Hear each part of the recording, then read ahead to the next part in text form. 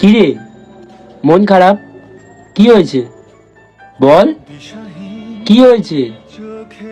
উফ, আবার নিশ্চয়ই লোকের কথায় কান দিয়েছে।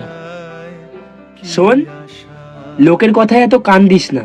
লোকের এমনি অভ্যাস আছে সামনে সুনাম আর পিছনে বদনাম করা। তাই বলছি শোন, এসব কথা বাদ দে, এবার একটু হেসে দে। হাস, আরে হাস। হ্যাঁ, এবার ভাল লাগছে। বুঝলে বন্ধু, লোকে অনেক কথাই বলবে, তোর দ্বারা হবে না, তুই পারবি না, কেন সময় নষ্ট করছিস। আর এসব কথা শুনে যত মন খারাপ করবে, তত জীবনে চলাটা মুশকিল হয়ে পড়বে।